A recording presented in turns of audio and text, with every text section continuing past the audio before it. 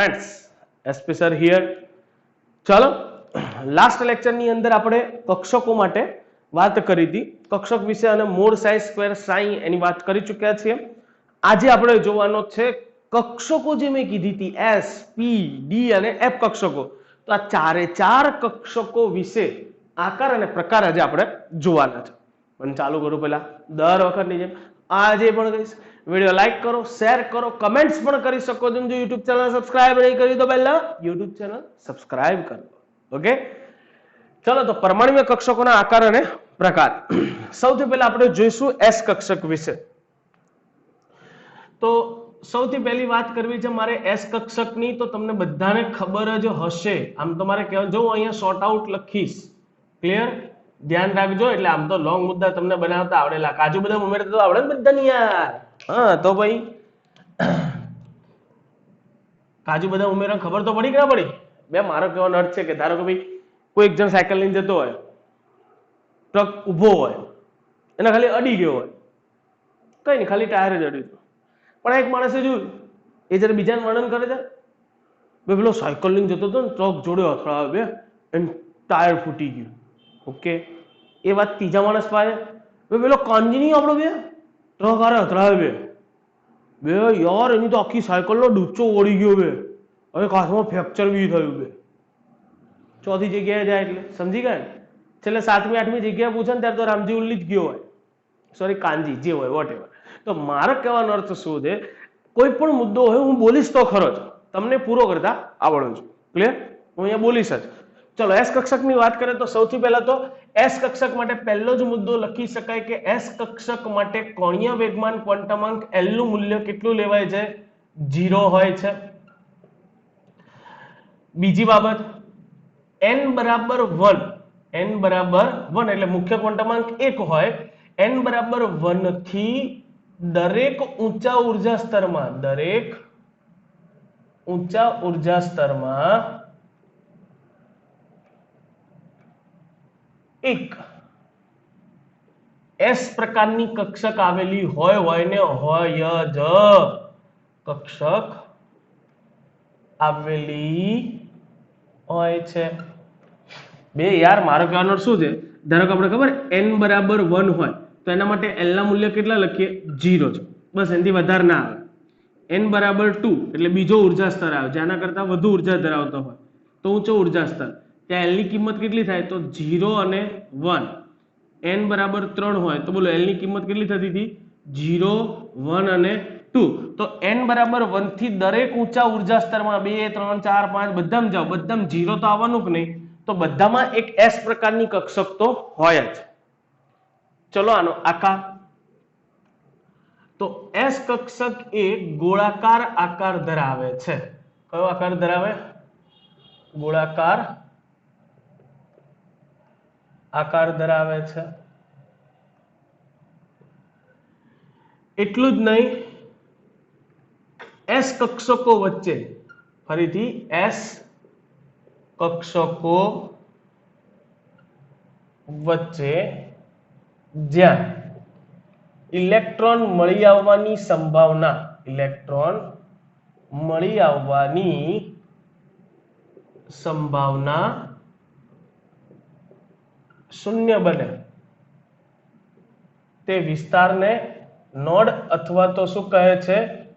Nodal સપાટી, સમતલ, જે કોઈ ચાલે। એટલે દરેક એસ કક્ષકોની વચ્ચે આવી જ્યાં જ્યાં સંભાવના 0 બનતી હોય ત્યાં નોડ અથવા તો શું આવેલા હોય? નોડલ સમતલ। સાથે કહી જ દઉં કે દરેક NS કક્ષકમાં, દરેક NS કક્ષકમાં n-1 જેટલા નોડ આવેલા હોય। પણ કે સાહેબ ખબર ના પડી, આ તો આ મુદ્દો સમજાવું છું। ચલો તો પહેલા તો એનો આકાર થઈ જાય। મેં કીધું એસ કક્ષક સંપૂર્ણપણે કેવી છે? ગોળાકાર। સંપૂર્ણ ગોળાકાર એટલે આપણે ગયા વખતે ખબર દોર્યું તો આવી રીતના કંઈક કે ભાઈ તમે સકિરણ વિવર્તન વડે જુઓ તો વચ્ચેનું કેન્દ્ર હોય તો ડાર્ક જ દેખાય, પછી એની આજુબાજુ ઇલેક્ટ્રોન મળી આવવાની જે સંભાવના હોય એ વધતી જાય, સંભાવના વધતી જાય એટલે જ્યાં સુધી એ સંભાવના વધતી જાય પણ અમુક અંતર સુધી જ વધારે હોય, પછી પાછી થોડી ઘટે, તો આપણે એ સંભાવના જ્યાં મોડ સાઈ સ્ક્વેર નું મૂલ્ય 90 થતું હતું એટલે કે 90% જેટલું બી હોય ત્યાં સુધી આપણે એક, ચલો દોરી જ દઉં છું, ધ્યાન રાખજો, ખબર પડી જ જશે બધાને. હા, તો અહીંયા આપણે એવું કહી શકીએ કે અહીંયા સુધીનો આ જે વર્તુળાકાર ભાગ છે કે જ્યાં મોડ સાઈ સ્ક્વેર નું મૂલ્ય 90% જેટલું થતું હશે, તો આજે મેં પરમાણુ કેન્દ્રની આસપાસ આ પહેલું રાઉન્ડ દોર્યું એ n બરાબર 1 એટલે પહેલી કક્ષાની કઈ કક્ષા હશે? s કક્ષક. તો આપણે એને શું કહી શકીએ? 1s. તો આવી રીતે જ્યારે દોરવામાં આવે ત્યારે થાય કેવું કે પરમાણુ કેન્દ્ર હોય, અતિ ડાર્ક મળ્યું હોય પરમાણુ કેન્દ્ર, એની આજુબાજુનો અમુક વિસ્તાર કે જ્યાં ઇલેક્ટ્રોન મળી આવવાની સંભાવના મોડ સાઈ સ્ક્વેર 90 થતો હોય તે આપણે પરમાણુ કક્ષકની કોન્ટૂર સપાટી દોરી દઈએ એટલે આ કઈ કક્ષક થઈ ગઈ? 1s કક્ષક. એના પછી થોડાક અંતર સુધી ઇલેક્ટ્રોન ના મળે, પછી પાછા મળવાના શરૂઆત થાય એટલે ફરીથી બીજી કોન્ટૂર સપાટી આપણે દોરી શકીએ, અને બીજી કોન્ટૂર સપાટી દોરો, ઇન શોર્ટ બીજી s કક્ષક વર્તુળાકાર જ મળે એટલે s કક્ષક જ હોય, તો એ કઈ હશે? 2s, કારણ કે બીજી કક્ષાની s હોય. તો મેં છેલ્લા મુદ્દામાં કીધું દરેક ns કક્ષકમાં n-1 જેટલા નોડ હોય, તો બોલો 2s કક્ષકમાં નોડની સંખ્યા કેટલી થાય? n-1 એટલે 2 - 1 is equal to 1. તો 2s કક્ષકમાં નોડની સંખ્યા 1 આવે. ક્યાં આવે? તો 1s કક્ષક અને 2s કક્ષક વચ્ચેનો એવો વિસ્તાર કે જ્યાં ઇલેક્ટ્રોન મળી આવવાની સંભાવના કેવી થઈ જતી હશે? 0. એ વિસ્તારને 2s કક્ષકનો નોડ કહેવાય. તો વિચારો 1s કક્ષકમાં નોડલ સમતલ હોય? ના હોય ને યાર. આના માટે n-1 1 - 1 is equal to 0. તો કહી શકીએ અહીંયા આપણે કે 1s કક્ષક નોડ ધરાવતી નથી. 1s કક્ષકમાં નોડ આવેલા હોતા નથી. ચલો બોલો, ખબર પડી? ડન.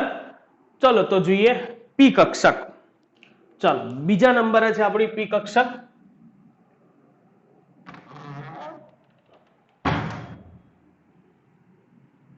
ચલો પી કક્ષકની વાત કરી નાખીએ. પી કક્ષક માટે બોલો પહેલો મુદ્દો તો સેમ ટુ સેમ હવે બધાને આવડવો જ જોઈએ.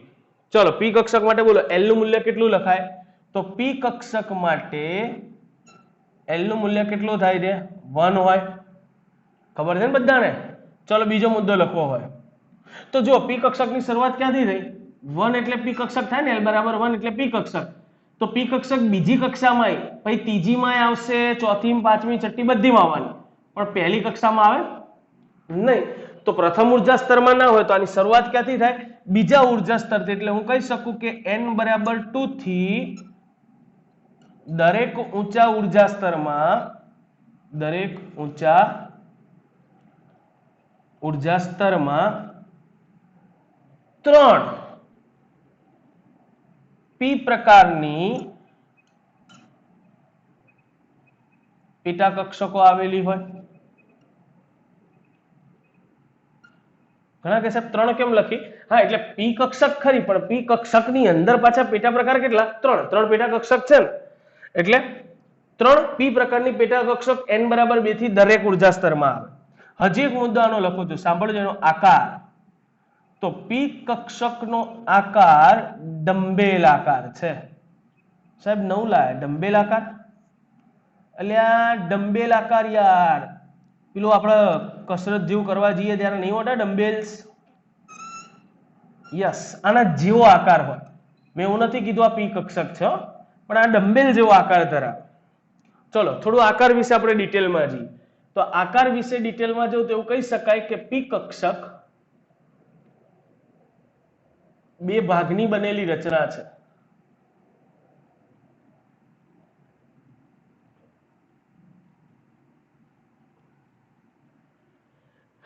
જેમાં આ બંને ભાગને કહેવાય લોબ. ગોળાકાર આકાર, દડા જે પણ કોઈ ચાલે, ગોળાકાર આકાર ધરાવે, લોબ અથવા તો દડા કહી શકાય. આવા બે ભાગ હોય આની અંદર. વધુમાં પી કક્ષક ની અવકાશીય ગોઠવણી દરમિયાન, અવકાશીય ગોઠવણી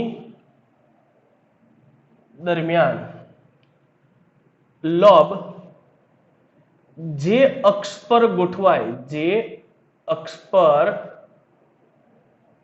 ગોઠવાય તેના આધારે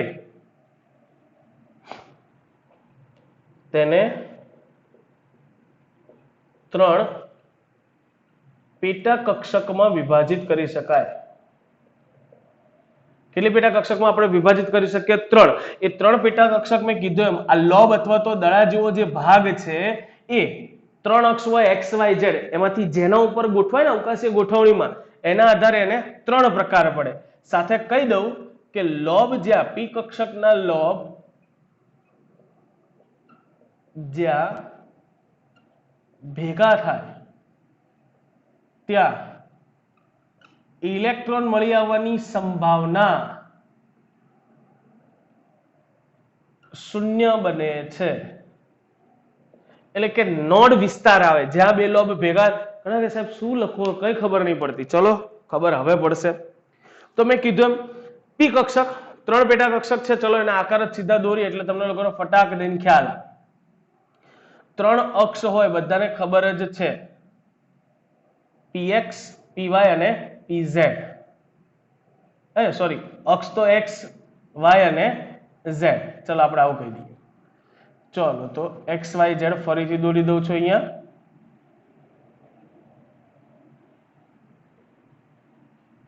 ચાલો આપણી ફરીથી x અક્ષ y અક્ષ અને z અક્ષ હજી એકવાર દોરી દઈએ.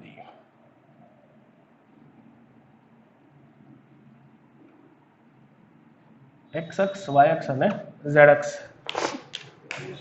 જો આ લોબ આમાં ખરેખર રચના કેવી હોય તો લોબ એટલે ધારો કે હું એક અક્ષ દોરું છું, સમજો અહીંયા સમજાવું છું. તો લોબ એટલે બે આવા દડા જેવા ભાગ હોય અથવા તો તેને આંટડો કોણ તોય ચાલે. આવી રીતની રચના હોય જે આમ ડમ્બેલ જેવું દેખાય એટલે આનો આકાર મેં કીધું એમ ડમ્બેલ કહેવામાં આવ્યો છે. આ બે લોબ જે હોય એ જે અક્ષ ઉપર ગોઠવાય ને એના આધારે એના પ્રકાર પાડીશું હમણાં. અને જ્યાં એકત્રિત થયા વચ્ચેનો જે ભાગ છે મેં ડાર્ક કર્યો અહીંયા દેખાતો હશે, ત્યાં બંને ભેગા થાય ત્યાં ઇલેક્ટ્રોન મળવાની સંભાવના કેવી થઈ જાય? 0. કારણ કે આપણે આ જે આકાર દોર્યો હશે ને આકાર કઈ રીતે દોર્યો હશે? ઇલેક્ટ્રોન મળવાની જે સંભાવના હોય જ્યાં 90% હોય ને ત્યાં સુધી, એટલે કોન્ટૂર સપાટી દોરીને આકાર મેળવ્યો હોય આપણે. આ ક્લિયર? તો અહીંયા જ્યાં ભેગા થઈ જાય ત્યાં એનો અર્થ ઇલેક્ટ્રોન મળવાની સંભાવના 0 થઈ જતી હશે, તો આ નોડ વિસ્તાર આવતો હશે. ચલો તો 3 પ્રકાર આપણે કેવી રીતે પાડી શકીએ કે જો આ બંને લોબ આવી રીતે x અક્ષ ઉપર ગોઠવાયેલા હોય, જો બંને લોબની વચ્ચેથી x અક્ષ પસાર થાય છે, દેખાતી જશે બધાને, દેખાય? તો આ પેટા કક્ષકને કહેવાય px પેટા કક્ષક, જેના માટે ચુંબકીય ક્વોન્ટમાંક ml નું મૂલ્ય આપણે લખતા હતા -1. આવી જ રીતે જો આ લોબ મેં કીધું એમ બંને લોબ આવી રીતે z અક્ષ પર ગોઠવાયા હોય, ક્યાં ગોઠવાયા બંને લોબ? z અક્ષ પર. જો વચ્ચેથી z અક્ષ પસાર થાય છે તો એ પેટા કક્ષકને આપણે કહી શકીએ pz. એના માટે ચુંબકીય ક્વોન્ટમાંક ml નું મૂલ્ય થાય 0. અને જો બંને લોબ આવી રીતે y અક્ષ ઉપર ગોઠવાયેલા હોય, બંને લોબ ક્યાં ગોઠવાયેલા હોય? y અક્ષ ઉપર. દેખાતા હશે બધાને, હું એટલે જ સાઈડમાં રહીને આકૃતિ દોરતો જાઉં છું. તો ઇટ્સ કોલ્ડ py કક્ષક, જેના માટે આપણે ચુંબકીય ક્વોન્ટમાંક ml નું મૂલ્ય લેતા હતા +1. ક્લિયર? ચલો હજી આના માટે એક બે મુદ્દા હું કહીશ કે આ 3 પેટા કક્ષકો જે બનીને ત્રણેય પેટા કક્ષકોની ઉર્જા એન્ડ આકાર સમાન હોય છે. ઉર્જા અને આકાર કેવા હોય? સમાન. સાથે હજી એક મુદ્દો એડ કરીશ, સમાન મુખ્ય ક્વોન્ટમાંક ધરાવતી s કરતા p ની ઉર્જા વધુ હોય. ના સમજાય? એટલે કહેવાનો અર્થ જેના મુખ્ય ક્વોન્ટમાંક સરખા હોય એવી s કરતા p ની ઉર્જા વધુ હોય. ઓકે, હું એમ કરું મુખ્ય ક્વોન્ટમાંક 1 લઉં એટલે 1 ની સાથે s મૂકું તો માનસ કક્ષક થાય. તો 1p, તો હવે આવી રીતે 1p પણ લખાય ને? શું હા પાડો? ના લખાયેલા હમણાં જ તો કહી રહ્યો હતો યાર કે n બરાબર 2 થી ચાલુ થાય તો 1p કક્ષક તો શક્ય જ નથી. ઓકે, તો સમાન મુખ્ય ક્વોન્ટમાંક ધરાવતી એટલે કે એક મુખ્ય ક્વોન્ટમાંક ધરાવતી s અને p કક્ષક ના મળે, પણ બે ધરાવતી મળે. હા, 2s અને 2p. તો આ બંનેની અંદર કોની ઉર્જા વધારે હશે? હંમેશા સમાન ક્વોન્ટમાંક હોય તો s કક્ષક કરતા p ની ઉર્જા વધારે જ હોય, એટલે 2s કરતા 2p ની ઉર્જા કેવી હશે? વધારે. પડી બોલો p કક્ષક વિશે ખબર? ફાઇનલ દેખાવ છું ને હું? હા, ક્યારેક થોડુંક આમ જતું રહેશે તો નહીં દેખાવ. ચલો હવે દેખાયો? ચલો આગળ. હવે અહીંયા ધ્યાન રાખું ને યાર. ત્રીજું કઈ કક્ષક હતી? ડી કક્ષક. ચલો તો ડી કક્ષક ની વાત કરી નાખીએ. બે હવે છે ને ઈઝી છે, ખાલી મેં નાના આકાર જ છે, બાકી આના માટે મુદ્દી તો પપ્પુ જેવી છે. પહેલી મુદ્દી બોલો. ડી કક્ષક માટે હંમેશા કોણીય વેગમાન ક્વોન્ટમાંક L નું મૂલ્ય કેટલું લેવાય? 2 હોય. ક્યાંથી ચાલુ થાય? તો n બરાબર 3 થી દરેક ઊંચા ઉર્જા સ્તરમાં 5 ડી પ્રકારની શું આવેલી હોય? પેટા કક્ષકો. હું મુદ્દો નથી લખતો, હવે ઉપર લખેલા છે એટલે એના આધારે પૂરા કરી શકો છો તમે. n બરાબર 3 થી દરેક ઊંચા ઉર્જા સ્તરમાં 3 ની જગ્યાએ આમાં કેટલી આવશે? 5 p પ્રકારની જગ્યાએ 5 d પ્રકારની પેટા કક્ષક હોય. આ 3 જ હોય હો. એના પછીનો મુદ્દો, ડી કક્ષકનો આકાર ડબલ ડમ્બેલ. એટલે મુદ્દો આખો શું લખી શકાય કે ડી કક્ષક એ ડબલ ડમ્બેલ આકાર ધરાવે છે. વધુમાં ડી કક્ષકની અવકાશીય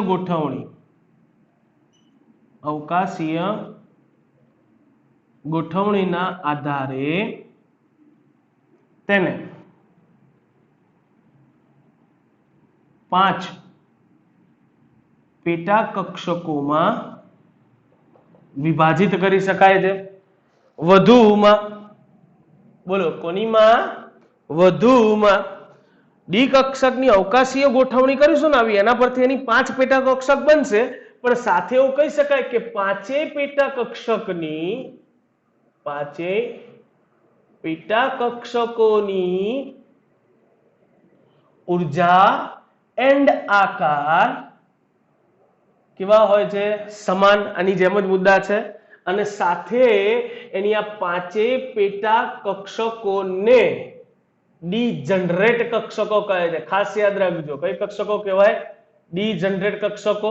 ઘણા કે તો સાહેબ આને આપણે પી જનરેટ કહી શકીએ, ના કહી શકીએ, બી ડી જનરેટ જ કહેવાય. 3 ની ઉર્જા આકાર સમાન છે એટલે એને બી ડી જનરેટ કહી શકો, પણ પ્રોપર વસ્તુ આના માટે જ કે ડી કક્ષકની 5 પેટા કક્ષકો જેના ઉર્જા આકાર સમાન હોય એને ડી જનરેટ કક્ષકો કહે છે. અને અંતિમ મુદ્દો મારે લખવો આની જેમ, તો સમાન મુખ્ય ક્વોન્ટમાંક n ધરાવતી s કરતા p અને p કરતા d ની ઉર્જા હંમેશા કેવી હોય? વધુ. એટલે ઉદાહરણ લખવું હોય તો હવે આમાં બોલો 2s 2p અને 2d લખાય. છુટ્ટી પેન મારી શું લખાય? કઈ તો રહ્યો શું હમણાં જ, ક્યાંથી શરૂઆત થાય? 3 થી શરૂઆત થાય. એટલે એવું કહી શકાય કે જો 3s આપી હોય, 3p આપી હોય, 3d આપી હોય તો સમાન ક્વોન્ટમાંક ધરાવતી s કરતા p એટલે 3p, p કરતા d એટલે 3d ની ઉર્જા વધારે હોય. બાકી મુખ્ય ક્વોન્ટમાંક વધે n એટલે તો ઉર્જા વધવાની જ છે. ઘણા કે સાહેબ 3d અને 4d માં કોની ઉર્જા વધારે? તો સમજી ગયા ને, જેનો n વધુ એની ઉર્જા તો વધુ જ છે. ચલો અહીંયા સુધી ક્લિયર છે? હા, તો ઘણા કહેશે 5 આકાર તો કહો. ચલો કહી દઉં. ચલો એ 5 આકાર હું અહીંયા દોરું છું, ધ્યાન રાખજો તો સમજાશે. ફરીથી આપણે લઈ લઈએ છીએ XYZ અક્ષ. સેમ એવી રીતે ફરીથી એકવાર લઈ લઈએ છીએ XYZ અક્ષ. ચલો સેમ ફરીથી એવી રીતે લઈ લઈએ છીએ XYZ અક્ષ.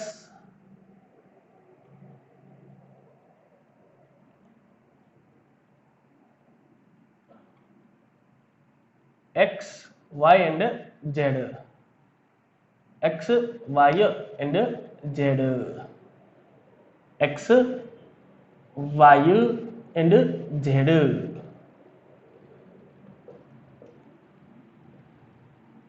ચલો બે અહીંયા નીચે દોરી દઈશું. X Y and Z. X Y and Z. ચલો ચલો હવે આકાર સમજવાના જ ખાલી સમજજો. હવે આની અંદર ડબલ ડમ્બેલ આકારમાં કેવું હોય સાંભળજો. જ્યારે એક ડમ્બેલ આકાર પ્રોપર આમ ઝેડ અક્ષ ઉપર જ હોય, દેખાય ઝેડ અક્ષ વચ્ચો વચ્ચથી પસાર થાય, જો વચ્ચો વચ્ચ ઝેડ અક્ષ પસાર થાય, દેખાય ક્લિયર. અને એક આની આજુબાજુ જ આવી રીતે આમ ગોળાકાર સ્વરૂપે ગોઠવાયેલી હોય વર્તુળાકાર, તો it's cold dz square.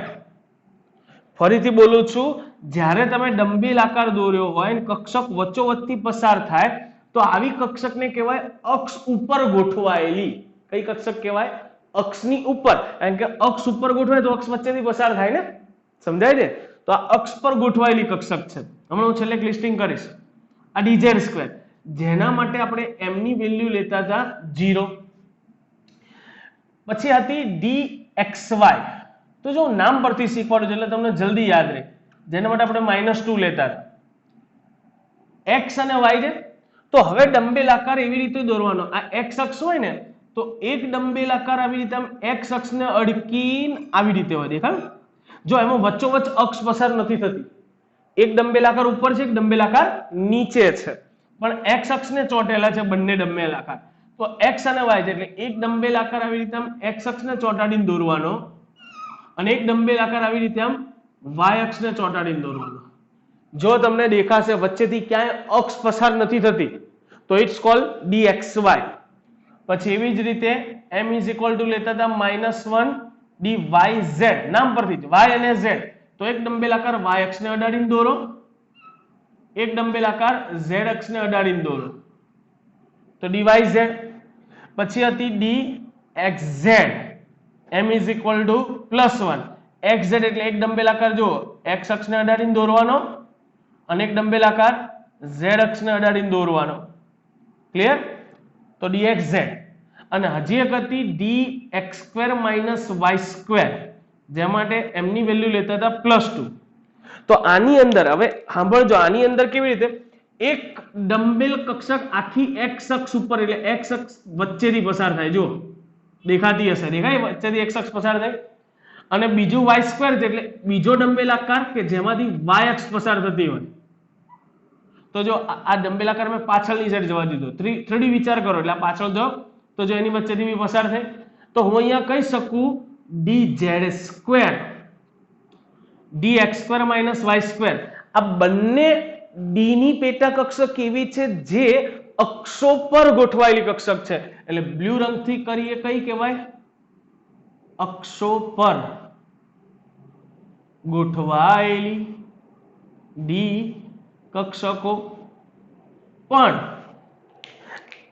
રેડમ red કરીશું, dyz, dxy, dxz. આ ત્રણ પેટા કક્ષક એવી છે જે અક્ષોની વચ્ચે ગોઠવાય. x અને y ની વચ્ચે આ ડમ્બેલ આકાર છે, જો દેખાય? એવી રીતે z અને આની વચ્ચે આવે ડમ્બેલ આકાર, તો આને કહેવાય અક્ષોની વચ્ચે ગોઠવાયેલી કક્ષક. ફરીથી બોલો, જો અક્ષોની વચ્ચે ગોઠવાયેલ ડી કક્ષકો. તો અત્યારથી મગજમાં ફિટ કરી દેજો. આમ તો અત્યારે તમારે જરૂર નથી, આ 12મા ધોરણમાં કામ લાગશે, પણ ત્યાં ઉલ્લેખ નહીં કર્યો હોય, ત્યાં ખાલી એવું કીધું હશે ડી ની 5 પેટા કક્ષકો પૈકીની અક્ષો વચ્ચે ગોઠવાયેલી કક્ષકો, અક્ષો પર ગોઠવાયેલી કક્ષકો. ત્યારે તમે ઘૂમરી મારી જશો તો એ ત્યારે ના થાય એટલા માટે હું અત્યારથી કહી રાખું છું. xy, yz અને zx અથવા xz આ ત્રણ અક્ષોની વચ્ચે ગોઠવાયેલી હોય. પણ dz² અને dx² - y² કે જેમાં વચ્ચેથી અક્ષ પસાર થાય, વચ્ચેથી, તો એ બંનેને કઈ કહેવાય? અક્ષોની વચ્ચે ગોઠવાયેલી કક્ષક. સોરી, અક્ષો પર ગોઠવાયેલી કક્ષક, માય મિસ્ટેક. અક્ષ પર ગોઠવાયેલી કક્ષક અને અક્ષોની વચ્ચે. ડન છે? ક્લિયર છે? તો આ છે આપણી ડી કક્ષક. ચલો લેટ્સ ગો લાસ્ટ કક્ષક. પણ આના વિશે બહુ મગજમારી નથી. કેમ? કારણ કે આ કક્ષકોના આકાર તમારે યાદ રાખવાના નથી, એટલે સીધી જ વાત છે, એફ કક્ષક માટે તમારે અમુક મુંદી લખવાની છે. શું લખવાની છે? અમુક મુંદી. ચલો, પહેલી બુદ્ધિ, સીધી વાત યાર, એફ કક્ષક માટે એલ ની વેલ્યુ કેટલી લેવાય? 3. ક્યાંથી શરૂઆત થાય? n બરાબર 4 થી દરેક ઊંચા ઉર્જા સ્તરમાં 7 એફ કક્ષકો આવેલી હોય છે. તેનો આકાર, ત્રીજો મુદ્દો, આકાર નિશ્ચિત થયેલ નથી. આનો આકાર હજી સુધી નિશ્ચિત, આમ તો ટ્રિપલ ડમ્બેલ આકાર જેવું છે, પણ અત્યારે હાલ પૂરતું આપણે એવું જ લખવાનું, આપણી ચોપડી પણ એવું કહે છે નિશ્ચિત થયેલ નથી. સો આપણે બી કહીએ છીએ નિશ્ચિત થયેલ નથી. એના પછીનો મુદ્દો, તેની અવકાશીય ગોઠવણી પરથી ચોપડીમાં નિશ્ચિત થયેલો એટલે સ્વીકાર્યો નથી. સમજો, આપણને લખીને નથી આપી દીધો કે આવો આકાર હોય, પણ હા અટકળો થયો છે કે આવો આકાર હશે, અને એ જે આકાર હશે એની અવકાશીય ગોઠવણી પરથી તેને મેં કીધું એમ કેટલી 7 પેટા કક્ષકોમાં વિભાજિત કરી શકાય છે. એના પછીનો મુદ્દો, ડી ની આ 7 પેટા કક્ષકોના ઉર્જા અને આકાર સમાન હોય છે. અને છેલ્લો મુદ્દો, સમાન મુખ્ય ક્વોન્ટમાંક ધરાવતી S કરતા P, P કરતા D, D કરતા F ની ઉર્જા હંમેશા કેવી હોય? વધારે. જો આમાં બહુ મગજમારી નથી કરતો, આના વિશે ખાલી મુદ્દી પૂછાય છે તો 2 માર્ક્સ ની અંદર પ્રશ્ન પૂછાય, એફ કક્ષક વિશે સવિસ્તૃત નોંધ લખો 2 માર્ક્સ, એટલે સવિસ્તૃત ના હોય, નોંધ લખો 2 માર્ક્સ. તો તમારે 4-5 મુદ્દા જ લખવાના છે, અને આ 4-5 મુદ્દા હું અહીંયા આગળ ડિસ્ક્રાઇબ કરી ચૂક્યો છું, એના જ છે, ખાલી એફ કક્ષક માટે લખવાનું, બીજો કોઈ ફેરફાર છે નહીં. પણ આ આપણી 4 કક્ષકો વિશે મેં સમજાવ્યું, એસ કક્ષક, પી કક્ષક, ડી કક્ષક અને એફ કક્ષક. સાથે એક નાની વાત પણ હું કહેવા માંગીશ અહીંયા, કે આજે આપણે નોડની સંખ્યા લખીને n-1, ખરેખર n-1 એ કુલ નોડની સંખ્યા કહેવાય. એટલે જ્યારે ક્યારે બી કુલ નોડ કેટલા, તો એ શેના આધારે ગોતી શકો તમે? n-1. પણ કોણીય નોડની સંખ્યા યાદ રાખજો, ફરીથી બોલું છું, કોણીય નોડની સંખ્યા હંમેશા l ના મૂલ્ય પરથી શોધી શકાય. કયા? કોણીય નોડ. પણ ત્રિજ્યા નોડ શોધવા હોય તો એનું સૂત્ર છે n-l-1, જેને રેડિયલ નોડ પણ કહેવાય. તો આ રેડિયલ નોડની સંખ્યા શોધવાનું સૂત્ર, પેલા આ સૂત્રો છે n-l-1, l કોણીય નોડ અને કુલ નોડ. ઘણી વખત તમને એવું પૂછે છે કે આવું પૂછ્યું હોય, 4p કક્ષકમાં રેડિયલ નોડની સંખ્યા જણાવો. હવે 4p કક્ષક કીધી અને રેડિયલ નોડ કીધા, સાહેબ તમે ns કક્ષક વિશે સમજાવો તો અમને 4p નું ક્યાંથી ખબર પડે? હા તો પડી જાય ને યાર. 4p કક્ષક માટે n બરાબર કેટલા? 4, l બરાબર p કક્ષક એટલે કેટલા લેવાના? 1. તો આમાં રેડિયલ નોડની સંખ્યા કેટલી હોય? n-l-1, 4 - 1 ઇઝ ઇક્વલ ટુ કેટલા? 2. તો આવા જો કોઈ એમસીક્યુ પૂછાય તો તમને આવડવા જોઈએ, એના માટે મેં થઈને લખી રાખ્યું છે. ક્લિયર? કુલ નોડ n-1, કોણીય નોડની સંખ્યા l વડે જાણી શકાય, અને રેડિયલ નોડ અથવા તો ત્રિજ્યા નોડ તમે શેના દ્વારા જાણી શકો? n-l-1 દ્વારા. ક્લિયર છે અહીંયા સુધી બધાને? ફાઇનલ છે? ડન છે?